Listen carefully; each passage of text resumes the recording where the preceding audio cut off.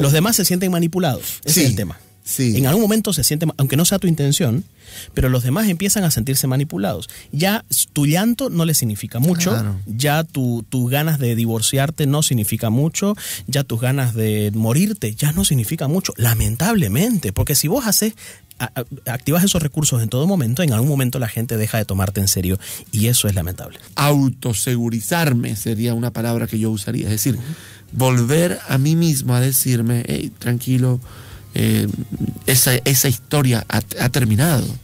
Ya no estás en la misma historia, no podés seguir teniendo la misma situación porque hoy esa persona que te dañaba ya no está o vos ya podés defenderte de otra manera.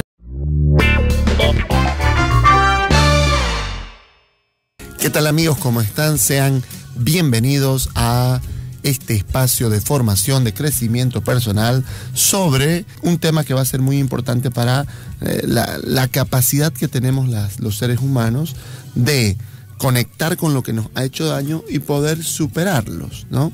La palabra es la palabra vulnerabilidad, Roque, ¿verdad? Es una palabra que está de moda, pero para entender la vulnerabilidad emocional, que es a la que vamos a llegar, tenemos que entender primero con qué está asociada la palabra vulnerabilidad comúnmente. La palabra vulnerabilidad, por ejemplo, está asociada a los sistemas informáticos que son vulnerables a hackeos, por ejemplo, ¿no? Es decir, una máquina sin antivirus presenta ciertas vulnerabilidades, es decir, ciertas grietas por donde se puede colar algún virus. O la misma computadora, por ejemplo, te puede decir cosas relacionadas al estado del equipo. Ajá, o a las contraseñas. Viste que ahora también tienen como unas aplicaciones, los antivirus, que guardan bóvedas de contraseñas. Sí. Y te dice, tal contraseña ha sido vulnerada. Correcto. Entonces la palabra vulnerabilidad se ha aplicado a sistemas informáticos que suelen ser propensos a ataques informáticos, a hackeos, a espionajes y demás cosas, ¿no?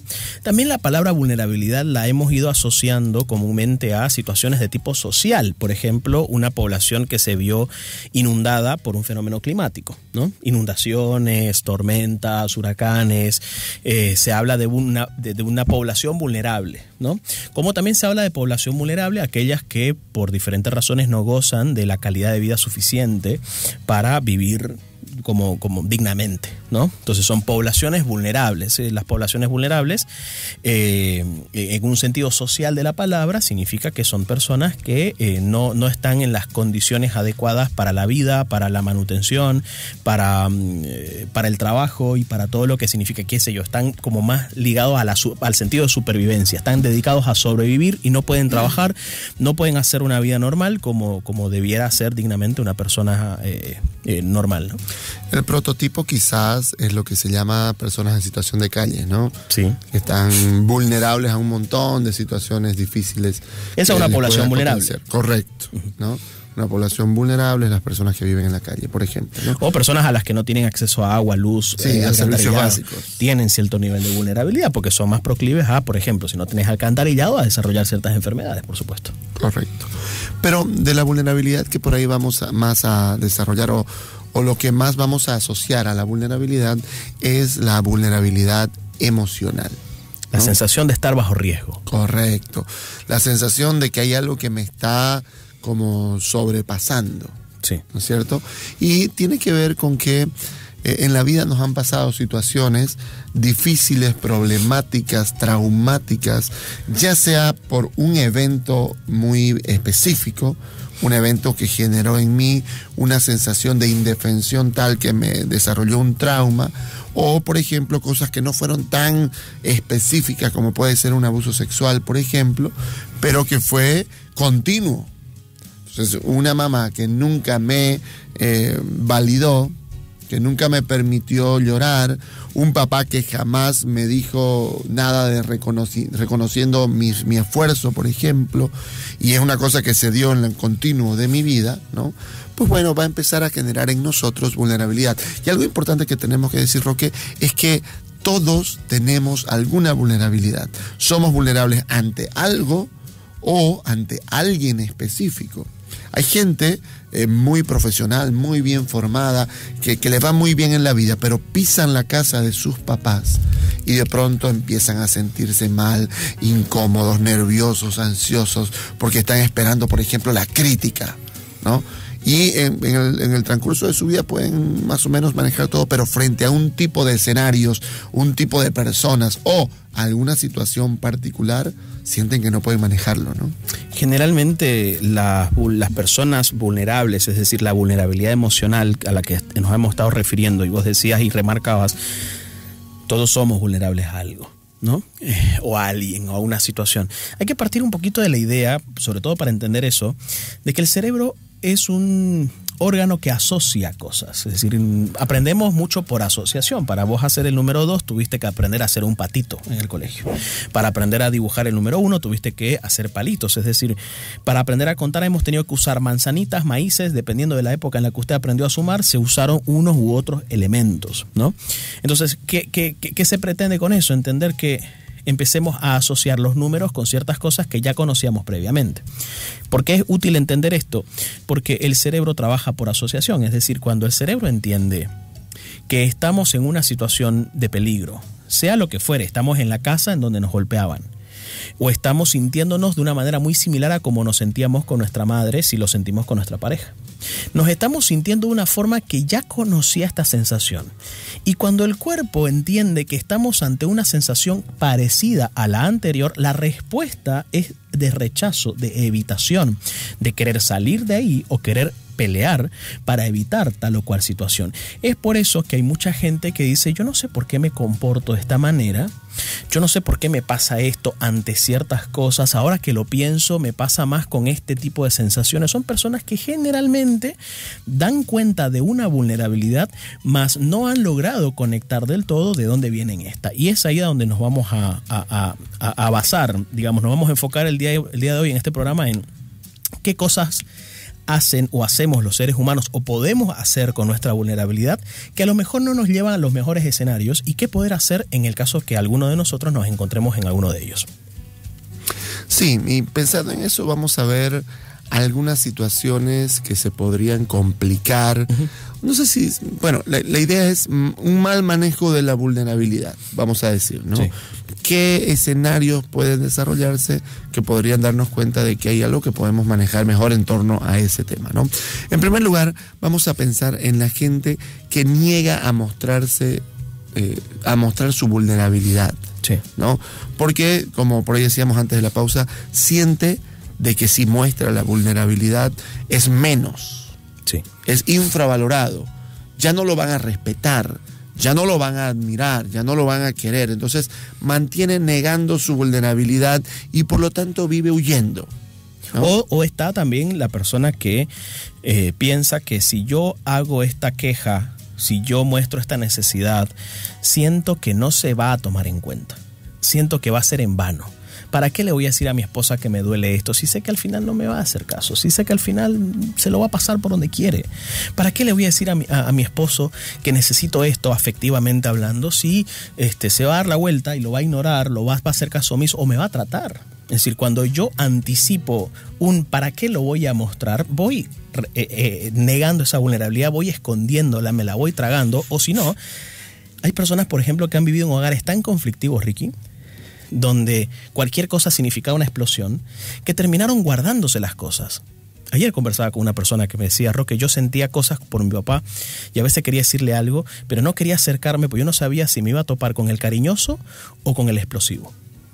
Entonces yo prefería quedarme al margen de esa situación o mirar a mi papá desde lejito, no queriéndolo molestar, pero tampoco hablando sobre lo que me pasaba, sobre el miedo que tenía o sobre lo que me había pasado en el colegio. Me daba temor decirlo. Entonces son personas que bajo algún esquema han intentado ocultar su vulnerabilidad, mostrarse de una determinada manera que no termine siendo puesto sobre la mesa eso que a mí me pasa. Una manera típica de huir, porque decimos que esta gente vive huyendo. Sí. Vive huyendo de lo que sabe que le hizo daño, y no quiere recordarlo, y vive huyendo en sentido de que no quiere mostrar tampoco ningún tipo de vulnerabilidad, sí, ¿no? Una típica manera de entender esta huida es la gente que en su cabeza y en su diario vivir está diciendo, ¿qué más hago? ¿Qué más hago? ¿Cómo más me ocupo? ¿Qué más tengo que hacer para no pensar? ¿Qué más tengo que hacer para no sentir? Es como que sé que hay algo que me ha dañado. Sé porque cuando un ratito de eso tomo mi café, me viene a la mente un flashback, un recuerdo. Sé que me duele porque todavía me acuerdo de cosas.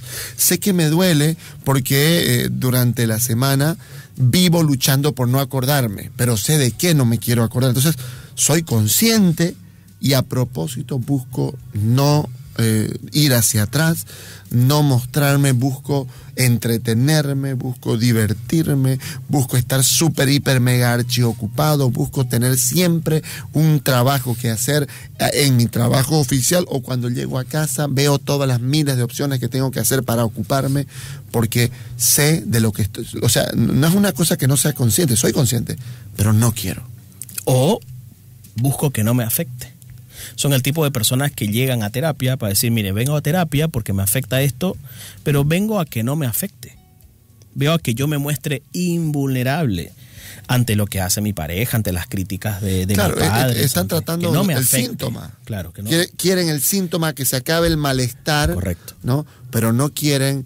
Recién una persona me decía, yo no sé por qué nunca puedo, o cada vez que yo intento hablar de mi infancia, no puedo, me siento mal, me siento incómodo, y por eso no lo hago. Entonces, pero él me decía, ya me cansé y creo que ahora estoy listo para hablar, ¿no? Y bueno, no ha sido un proceso muy positivo, efectivo, doloroso seguramente, pero efectivo, porque entonces está buscando dejar de hacerse loco con lo que le pasó y empezar a ver qué me ha pasado con lo que me pasó y cómo puedo manejarlo mejor, ¿no? Y entre el grupo de quienes se niegan a mostrar su vulnerabilidad también están las personas que se acostumbraron a desarrollar un personaje. Por ejemplo, ser el fuerte de la familia. No, ¿cómo yo me voy a mostrar frágil si yo soy la fortaleza de la familia? A mí se me exige fortaleza. Yo escuchaba a un muchacho decir que en el velorio de su mamá, el papá, quien era el esposo de esta señora, le pidió al hijo, por favor, vos habla a los invitados. Él era el fuerte de la familia, era el que se tenía que mostrar robusto, como un roble, ¿no? Entonces, esos roles familiares, Ricky, también van generando un efecto negativo a lo largo del tiempo, porque yo ser el payaso del curso, ser el fuerte de la familia, ser el psicólogo ¿no? de lo que fuera, los psicólogos no puede pasar esto, no podemos mostrarnos vulnerables. ¿Qué va a decir la gente? No puedo yo ser el que necesito, no puedo yo ser el insuficiente, no puedo yo ser el que parezca frágil e indefenso. Y todas esas creencias que de alguna forma han ido situándose en nuestra mente no nos van permitiendo decir, oye, me siento mal, oye, necesito esto, oye, estoy con miedo. No quiero defraudar a lo que se espera de mí, ¿no? Y esto le pasa mucho a todo el que genera o que tiene una posición de liderazgo o de autoridad. Pensemos en un papá de familia con sus hijos. El hermano mayor. El hermano mayor de la casa. Pensemos en un sacerdote, por ejemplo, en una religiosa, en el director de un colegio, por ejemplo, ¿no? El jefe de un equipo. Claro, el jefe o el fundador de una gran empresa. En fin, se tiene que mostrar más bien, al contrario, invulnerable, ¿no? Y por eso, Roque, muchas veces, solamente cuando una persona así, por ejemplo, los famosos, ¿no? Que también tienen que mostrar, también tienen un peso de autoridad ellos, porque son influyentes. Solamente cuando están absolutamente destruidos, la gente se entera de que les pasa algo. Sí. ¿No? O sea, cuando ya están internados, cuando han tenido una sobredosis, cuando, qué sé yo, ¿no? Solamente frente a realmente cosas muy exageradas, porque entre que me pasa algo y yo lo muestro, hay mucha negatividad. No lo quiero mostrar, me voy a hacer el loco, voy a ocuparme, voy a seguir siendo el que tengo que ser, etcétera, etcétera. Y eso también ha dañado nuestra salud mental. El segundo tipo de personas que se complican mucho con su vulnerabilidad son, a diferencia de los anteriores que se niegan a mostrarla, estos viven desconectados de la vulnerabilidad. Es decir, hay una suerte de olvidos hay una suerte de poca claridad respecto de ellos mismos. Saben que les pasan cosas, ¿no? Dicen, ¿por qué me pasa esto? ¿Por qué me pasa esto en este tipo de cosas? Pero no llegan a conectar realmente con un pasado. Es más, cuando se les pregunta de su infancia, muchos de ellos ni siquiera se acuerdan. O sea, es más, es normal que puedan no acordarse de 5 años, de los 10 años hasta los 15, por ejemplo. No tienen una película suficientemente clara de lo que ha podido pasar. Son personas que se han tragado tanto lo que les pasa o les ha pasado cosas tan fuertes que el cerebro entendió que tendría que hacer una especie de disociación de esos eventos traumáticos o de esas situaciones difíciles, y por tanto viven al margen de ellos mismos, viven despersonalizados, viven desconectados de su realidad interior y no han logrado tener la capacidad de conectar. Es más, se le puede salir una lágrima y ni siquiera saben por qué. Y pueden tener ataques de ansiedad y no conectan realmente con eso que a ellos les pasa. Eso es una cuestión bien complicada y se la ve bastante en adultos, Ricky. Y en terapia, ¿no? Sí, en terapia, he escuchado muchísimas veces personas que dicen eso, ¿no? O sea, no me recuerdo de nada, ¿no? Pero no es cierto. O sea, de verdad que es una cosa bien interesante, ¿no? Cómo funciona la memoria es una cosa tremenda. Esos olvidos emocionales, ¿no? Claro, hay como un bloqueo en realidad. Sí. Entonces, pero, por ejemplo, me ha pasado a mí muchas veces que en conversaciones con otros testigos de la misma historia, la persona va recordando más cosas, sí, ¿no? Entonces, por ejemplo, habla con sus hermanos y dice, chucha, no me acuerdo nada de eso. Y de pronto, bueno, sí creo, sí, verdad, alguna vez, no sé qué, empieza a suceder porque hay una suerte, además luego también, eso también se vuelve como un rol, como un personaje. Yo soy el que olvidó su historia infantil. Porque no me importaba, ¿no? Yo me iba a jugar Play cuando mis papás estaban peleando, ni siquiera me ponía los audífonos y me hacía el que no entendía nada. Eso, por eso, pero además me lo he venido repitiendo, por eso te digo, ¿no? Sí. Me he venido repitiendo de que no, la verdad que ni me acuerdo, la verdad que ni me importa, la verdad que no sé qué. Claro, me lo he venido repitiendo tanto. Un discurso. Que termina siendo de verdad un bloqueo tal cual. Claro, cuando lo conversamos con otros escenarios, personas que vivieron cosas similares o personas que vivieron la misma historia desde otro lugar, bueno, yo empiezo también a recordar. Y la clave obviamente es aprender a conectar con lo que yo he vivido justo para poder tener una explicación de por qué me cuesta tanto ciertas cosas, no solamente para saber, ya sé, sino justamente para poder como darme, autosegurizarme, sería una palabra que yo usaría, es decir, volver a mí mismo a decirme, hey, tranquilo, esa historia ha terminado. Ya no estás en la misma historia, no podés seguir teniendo la misma situación porque hoy esa persona que te dañaba ya no está, o vos ya podés defenderte de otra manera, en fin, ¿no? Entonces esa conciencia de la conexión con quien yo he sido y con lo que me ha pasado me ayuda a entender cosas en mi presente, pero también me ayuda a preguntarme, bueno, ¿y qué quiero hacer con esto? Yo quiero decir dos cosas al respecto de esto. Primero, uno ve detrás de personas adictas a cualquier cosa, ve algo así. Sí. Porque la adicción, la sustancia o lo que fuera me ayuda a separarme de esto, a no acordarme de esto. Tiene una función, ¿no? Tiene una función, está desarrollándose un significado del consumo y muchas veces uno encuentra significados de consumo asociados a un patrón como este, ¿no? Y muchas veces la gente ni idea. No tiene idea. Piensa que tiene un problema solo porque consume y le gusta consumir. Sí, y tiene un problema porque le gusta en realidad, pero en realidad es más que solamente gusto por dicha sustancia, ¿no? Y segundo, que quiero decir es, creo que estas personas creen que pueden controlarse de tal manera que creen que pueden estar a salvo si se mantienen al margen de... Pero cuando les toca amar o ser amados, no pueden huir, ¿sí? La gente te va a buscar. La gente, es decir, el rato que vos amás, le estás dando al otro el poder de vulnerabilizarte. Cuando vos amás y decís amar a alguien y te dejás amar por esa persona, te estás metiendo a la cueva del lobo de la que todo el tiempo intentaste salir. Bajo el ejemplo de los padres discutiendo y el muchacho que se encerraba en el Play, en algún momento va a tener una discusión y no va a poder encerrarse en ningún lado. En algún momento va a tener una discusión y le van a temblar las piernas. No va a saber qué hacer ante determinadas circunstancias. Entonces es importante conectar para poder lograr entender qué es lo que me pasa y una vez desde ese entendimiento poder establecer un camino de reparación para ello. Sí, ¿qué quiero hacer, no? La frase de aquel filósofo que decía que no soy lo que me pasó ni lo que hicieron conmigo, sino lo que yo voy a hacer con lo que me pasó o con lo que hicieron conmigo. Entonces, bueno, ese significado, ese sentido que yo le quiero dar justo, entonces me abre a la posibilidad de que yo puedo ser distinto.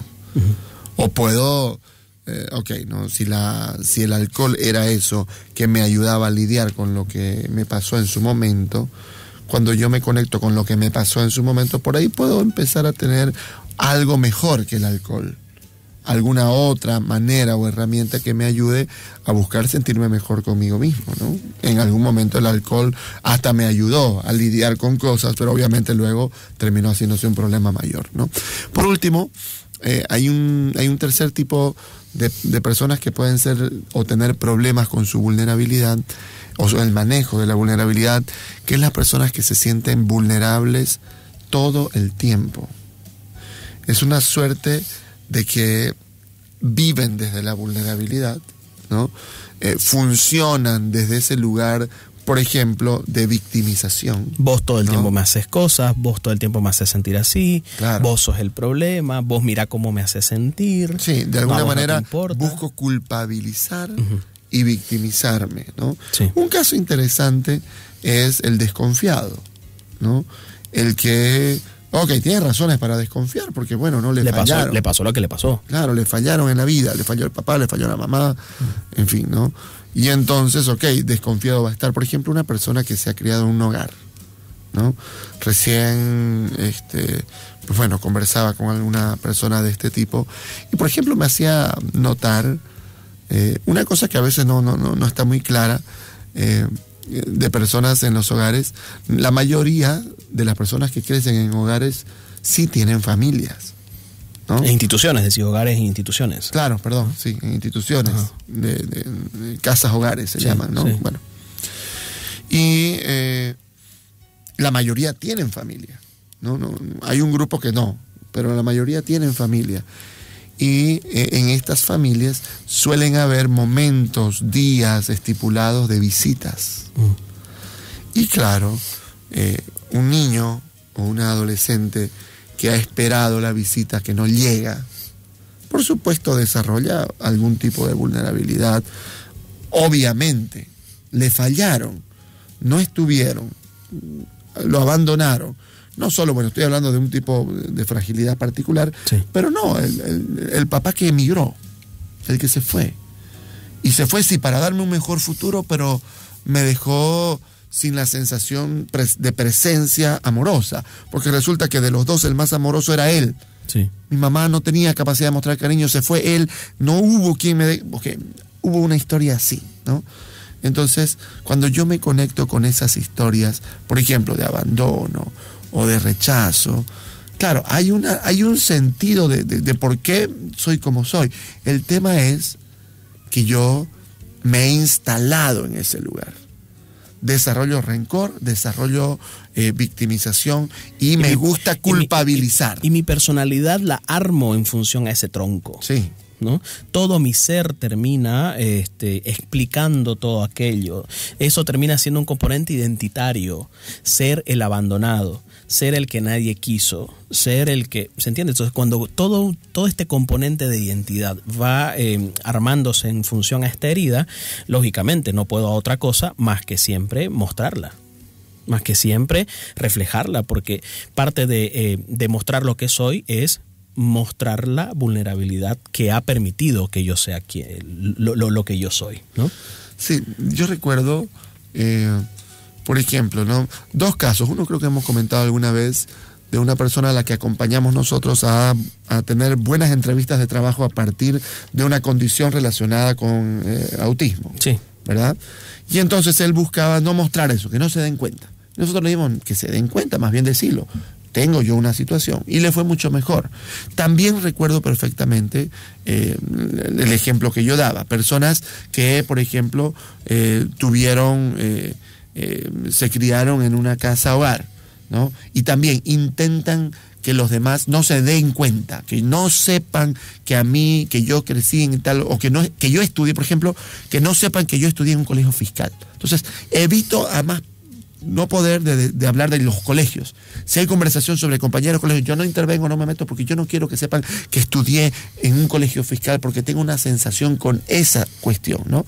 Y la verdad es que, bueno, es muy importante pensar o recordar que sí, yo tengo que, más bien, o sea, está bien que yo acepte lo que me pasó, pero más bien aceptar lo que me pasó, lo que yo viví, donde yo crecí, la familia que tuve, etcétera, no necesariamente me tiene que hacer de que yo viva rencoroso, peleado, enojado con mi historia. Amargado. Yo puedo reconciliar perfectamente mi historia y tener hasta orgullo de saber de dónde yo vine, porque eso me ayuda a que los demás se enteren de que a mí me costó más.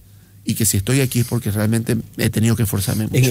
En un grupo de hermanos, claro, como ustedes lo hicieron estudiar en colegio privado y a mí no. Claro, los grandes y los chicos, los mayores tenían menos posibilidad económica. Claro, menos recursos, claro, con ustedes la cosa era maravillosa, pero conmigo, solito, papá y mamá eran duros, digamos, ¿no? O sea, gente que vive desde la herida, respira la vulnerabilidad y en todo momento la intenta mostrar, genera una vergüenza ajena, genera la sensación de, pucha, qué pena, digamos, ¿no? Pero ya bájale un poco, digamos, ¿no? Es muy difícil esto. Entonces, sintetizando, los que no quieren mostrarse vulnerables son conscientes pero no quieren. Trabajen eso, ¿sí? Trabajen eso porque la gente no va a entender lo que a usted le pasa. La gente sus reacciones no tienen subtítulos. Claro. Usted tiene que saber hablar de ellas. Alguien decía recién en terapia, lo que pasa es que ella me cuenta la historia por el final. Y quiere que yo entienda el final, y yo no sé qué pasó en todos los primeros capítulos de esa historia. Pensemos en una señora que todo el tiempo está pensando que su pareja le está siendo infiel y el señor llega y empieza a tratarlo mal y el tipo no sabe qué pasó, cómo empezó a tratarme mal de la nada, ¿no? Claro, no sabe todo el tumulto mental que terminó pasando toda la tarde. 2, las personas que viven desconectadas de lo que les pasa, si usted tiene esa sensación de decir, ¿por qué me comporto así? No me queda muy claro. Haga terapia. Sí. La terapia es importante. Para las 2 primeras es fundamental la terapia. Algunos nos encontramos con terapia de pareja en la primera, ¿no? Porque son reacciones que no sé muy bien y que generan una reacción en el otro, y por lo general en las relaciones, en gran parte de la terapia de pareja, es el uno defendiéndose de su vulnerabilidad, aunque no la habla, y el otro defendiéndose de su vulnerabilidad, aunque no la habla. Es decir, lo que éste hace para defenderse de su vulnerabilidad es lo que exactamente activa la vulnerabilidad del otro. Y entonces se ven los dos defendiéndose de sus propias vulnerables, pero ninguno se hace cargo de las del otro. Y ahí se genera un quilombo enorme a nivel de pareja. El segundo viene más a terapia individual. Tiene síntomas, tiene cosas con las que no se siente a gusto en su vida. O la trae la pareja porque dice, mira, ¿sabes que hay cosas hay cosas que a vos te pasan y no están bien? Sí. ¿No? Hay cosas, no me puedes decir que esto es normal, ¿no? Pero como no sabe bien de qué, la pareja dice, creo que conmigo no me quiere hablar, lo puede hablar con un terapeuta. Y el tercero es la gente que está vulnerable en todo momento, cuya recomendación, Ricky, ¿cuál sería? Yo creo que también, obviamente, tienen que buscar ayuda, por supuesto, pero sí me parece importante, no sé, pues no, si están muy metidos en ese esquema y personaje, no van a querer fácilmente salir tampoco. No, y decirte que es una manera de manipular, porque suena feo, ¿no? Sí, suena feo. Pero los demás se sienten manipulados, ese es el tema. Sí. En algún momento se siente, aunque no sea tu intención, pero los demás empiezan a sentirse manipulados. Ya tu llanto no le significa mucho, claro. Ya tus ganas de divorciarte no significa mucho, ya tus ganas de morirte ya no significa mucho, lamentablemente, porque si vos activas esos recursos en todo momento, en algún momento la gente deja de tomarte en serio, y eso es lamentable. Sí, no, hay que conectarse con la historia, está bien, hay que conectarse. Y si fue una historia vulnerable, triste, tenés derecho a sentirte mal, claramente. Sí, claro. Pero no a vivir así. Podés vivir de otra manera.